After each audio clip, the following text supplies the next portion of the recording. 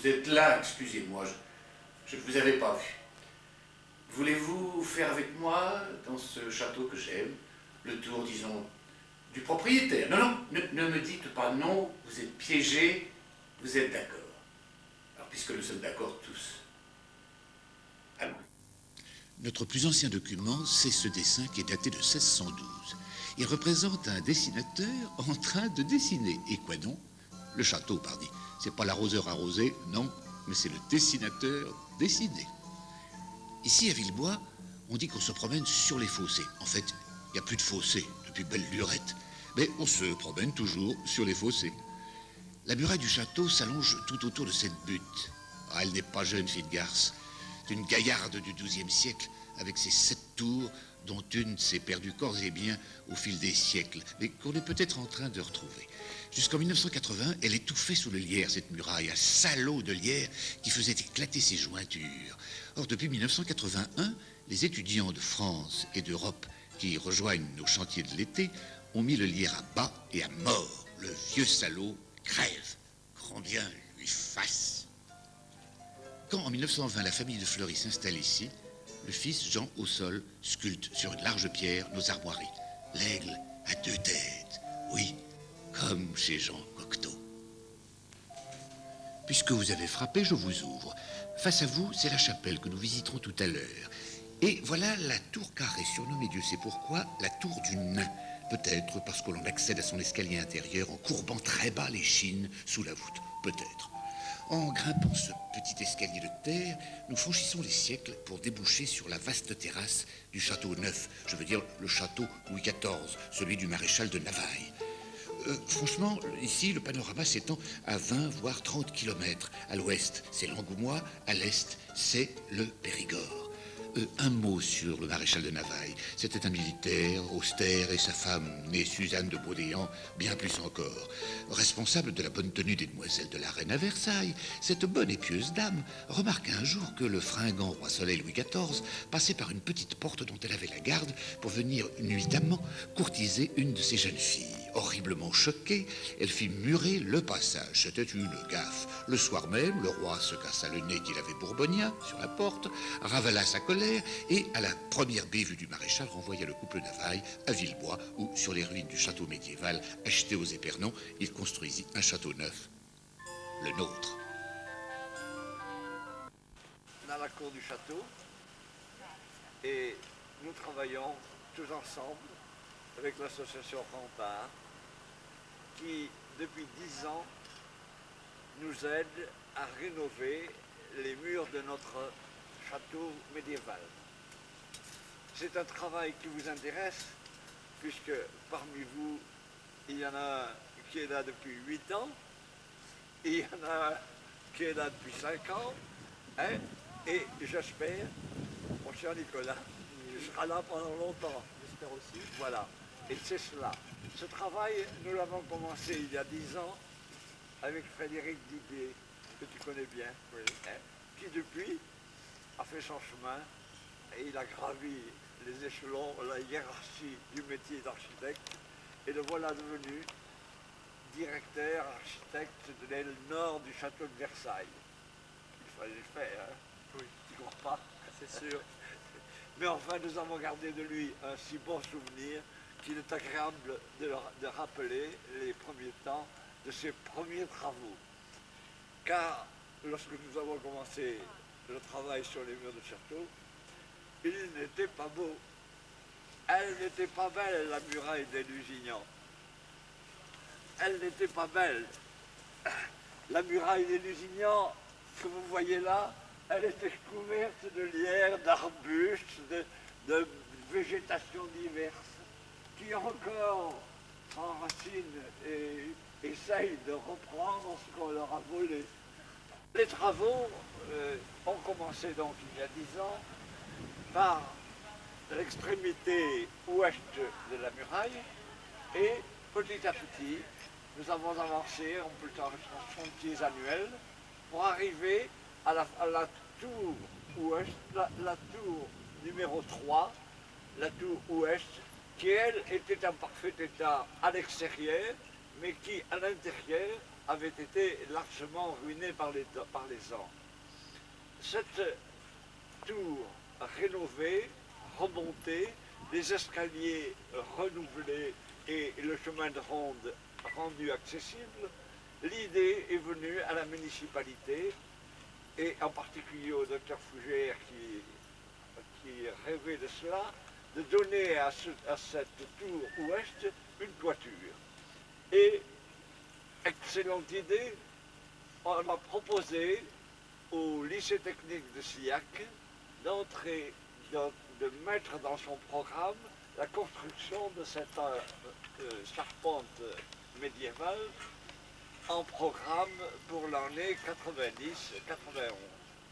Et ainsi a été bâtie merveilleusement cette tour que vous voyez devant vous, en chêne vieilli, qui elle, a 6,20 mètres de haut, cette charpente a 6,20 mètres de haut, elle pèse plus de 3 tonnes, et il a fallu une prouesse pour la monter là-haut, c'est-à-dire la remonter, la rebâtir au pied de la muraille, et par une grue importante, la hisser là-haut en une journée de juin, de fin juin, qui fut une journée splendide par laquelle FR3 s'était déplacé et que nous avons... Cet homme à cheveux blancs que vous venez de voir et d'entendre, c'est Jean Tautou, notre Monsieur Tautou, comme nous l'appelions tous à Villebois avec un mélange de respect et de tendresse. En nous quittant, il nous a laissé, outre un souvenir lumineux, un petit livre d'histoire qui est la mémoire de ce village et de cette maison. Mais revenons à la pose de cette charpente, qui fut en 1992 un grand moment d'émotion. Pensez-en. Une tour, mangée par le lierre, qui lâchait des moellons tous les hivers à ses pieds, brusquement déliérée, rajeunie, grâce aux soins de nos chantiers, et qui retrouve tout à coup sa couverture perdue. Et croyez-moi, lorsque la grosse grue a fait décoller du sol de la promenade des fossés la lourde charpente, tous les Villeboisiens présents, monsieur le maire en tête, ont ressenti pêle-mêle de l'inquiétude, de la joie, de la reconnaissance, avec en prime les larmes aux yeux. Voyez.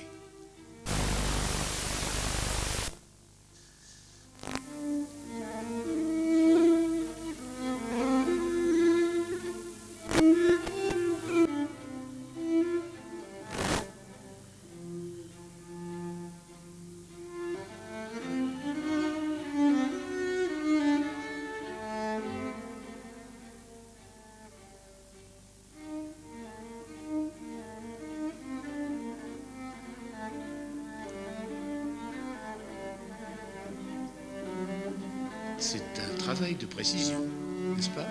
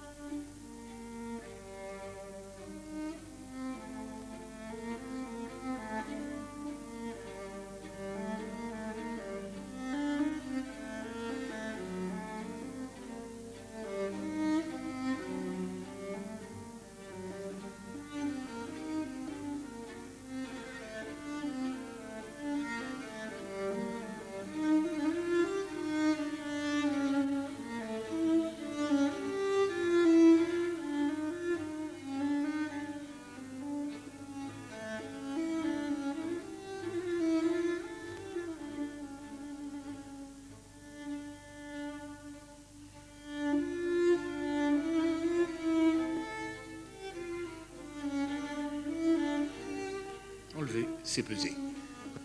Et maintenant, regardez dedans. Voilà ce qui s'appelle une toiture bien charpentée. du beau travail. Nous arrivons à l'extrémité nord du château, avec son chemin de ronde, dont les créneaux moyenâgeux avaient été comblés par le maréchal de Navaille au XVIIe siècle. Oh, on les reconnaissait à l'œil nu, ces créneaux, avec leurs grandes pierres de taille, réunies l'une à l'autre par de la pierraille. Nous sommes ici au plus fort du château fort, à 192 mètres d'altitude, ce qui est, ma foi, un sommet en Charente. Et qui tient à Villebois tient la porte du sud-ouest. Ce n'est pas pour rien que le duc d'Épernon l'arracha aux protestants pour verrouiller toute la région. De l'autre côté de la muraille, on ne voit pas d'ici, les deux tours du nord dont le lifting de la fin du siècle a déjà commencé.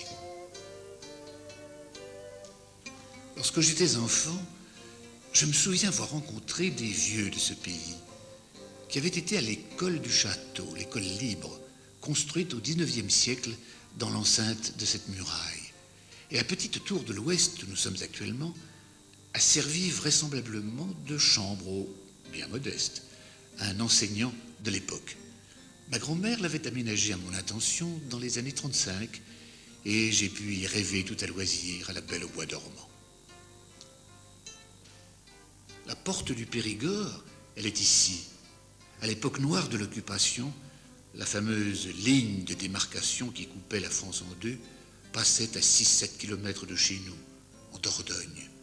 Tout au fond de ce paysage, on apercevait la zone libre. Vous voyez ce squelette d'acacia? Hélas, ce vieil arbre a brûlé l'été 1992. Oh, c'est navrant. Car il avait été planté, dit la légende, par le petit roi Louis XIII en 1615, alors qu'il revenait par petites étapes de Bordeaux, où il avait épousé l'infante espagnole Anne d'Autriche. Le duc d'Épernon, encore lui, qui recevait son roi à Villebois, avait voulu immortaliser le passage du souverain en plantant un acacia tout neuf, bien sûr. Et dans les années 1975, rappelez-vous, à la télévision, Louis XIII, c'était Jacques Rony, et le duc d'Épernon, hasard vraiment incroyable, c'était Bernard Lavalette. Tiens donc. Et maintenant, retour à la chapelle. La chapelle, comme dit l'ami Jacques Dufilot dans un sketch très célèbre. Mais à Villebois, ce n'est pas la chapelle, mais les chapelles qu'il faut dire. Il y a deux chapelles en effet, l'une au-dessus de l'autre. Nous sommes ici dans la chapelle inférieure, celle du petit peuple de la campagne et des pèlerins en marche vers Saint-Jacques-de-Compostelle, bien sûr. On raconte qu'au début de notre XXe siècle, on procéda à des fouilles dans le sol de cette chapelle et qu'on mit à jour des squelettes de religieuses que l'on identifia grâce à l'anneau qui brillait encore à leurs doigts. Aujourd'hui, notre chapelle inférieure, cette merveille du début de l'art roman, a conservé ses voûtes et ses 4 chapiteaux du XIIe siècle. Épatants, n'est-ce pas? Et différents les uns des autres.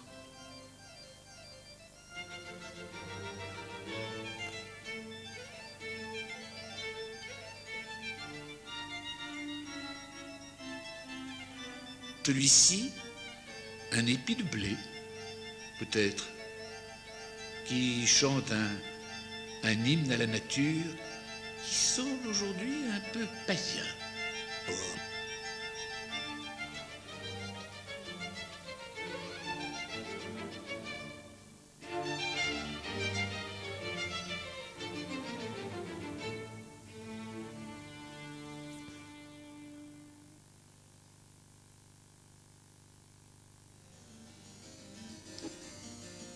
Dans tout château normalement constitué, il y a une salle des gardes. Eh bien, voici la nôtre. C'est une belle voûte pour ce qui fut, peut-être, orangerie sous Louis XIV, écurie de gendarmes sous la Révolution, et peut-être aussi réfectoire d'école, plus récemment, sous Napoléon III. Je sens que maintenant nous allons, avec la caméra, grimper à l'étage au-dessus. En effet, voici le grand escalier Louis XIV. En 1940, la France s'écroule sous les coups de boutoir de l'armée allemande. Les blindés entrent dans la cour du château. Un colonel et son officier d'ordonnance montent cet escalier marche après marche. Mon père attend tout en haut. Le colonel le salue militairement et lui dit en allemand: « Monsieur le comte, je sais que vous avez fait vos études en Allemagne à Heidelberg. » Mon père a le cœur serré, c'était vrai. 18 ans plus tard, ce sont mes amis chansonniers Pierre Dac et Léo Campion qui montent côte à côte le grand escalier. Campion, incorrigible, fait un mauvais calembour à chaque marche. Alors, Pierre Dac, impressionné par la grandeur du lieu, lui murmure: « Oh non, Léo, pas ici. Le château est tout à fait biscornu. Songez en effet au mélange des époques. Le Moyen-Âge et le classique XVIIe siècle se mélangent ou cohabitent. Ici, on passe franchement sous le règne de Louis XIV. Ce document nous montre ce que fut le château que fit construire le maréchal de Navailles. Au centre, un dôme, aux ailes, des pavillons, le tout recouvert d'ardoises. Beaucoup d'élégance, beaucoup d'allure.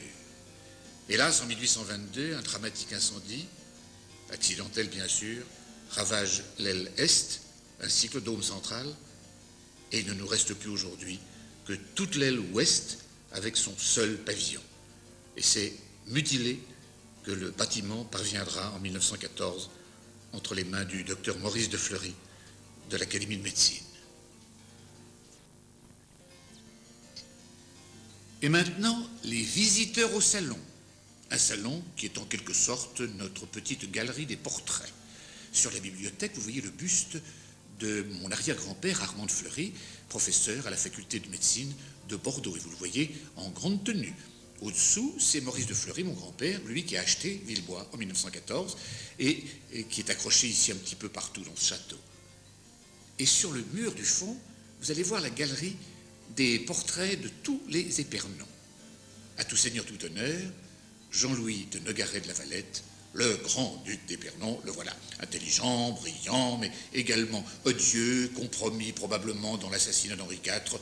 Il se heurta plus que vivement à Richelieu. Nous allons le voir maintenant jeune homme, à l'époque où il était mignon d'Henri III.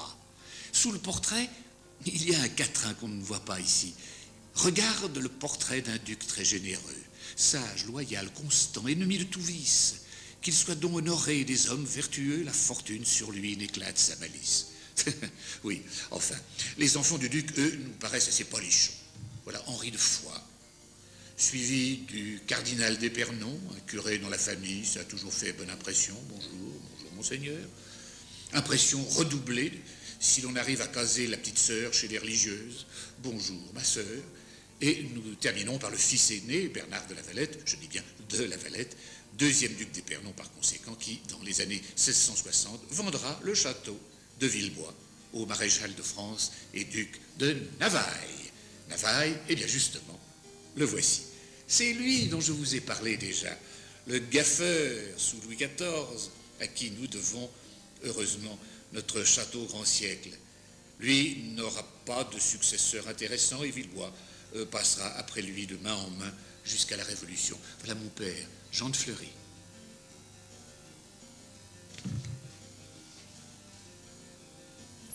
Enfin, nous voilà de retour dans ce bureau où je vous ai reçu tout à l'heure. Vous allez voir, le défilé des portraits continue, mais le paysage, lui, est toujours celui que mon grand-père, mon père et moi avons aimé, l'un après l'autre, depuis 1920. Eh bien voilà, c'est fini, le petit tour dans ce château que j'aime est terminé. Nous bouclons la boucle. Dans ce même bureau où jadis, mon grand-père Maurice de Fleury écrivit ses livres, ses conférences, ses articles. Et où mon père écrivit, Jean de Fleury écrivit un livre sur le Faust de Goethe, un livre resté inédit, et où moi-même j'ai écrit des chansons, des sketchs, et surtout j'ai appris des rôles pour le théâtre. Voilà, nous sommes bien dans ce bureau pour y travailler. C'est calme, c'est silencieux, c'est reposant. Voilà, je vous remercie d'avoir été mes compagnons de ce petit voyage dans le château de Villebois. Au revoir.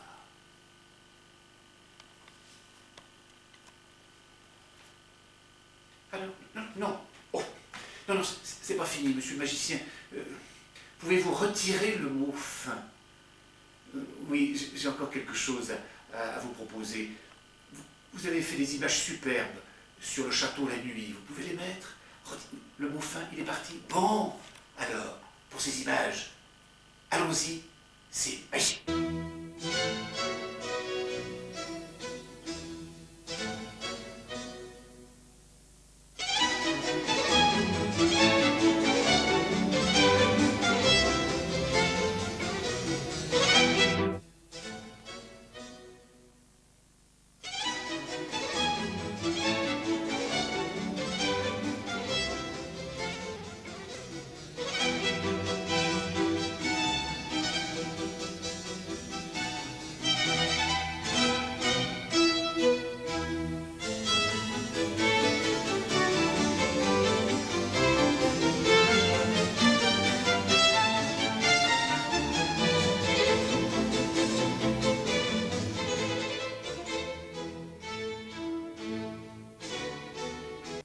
Maintenant, vous pouvez le mettre, le mot fin.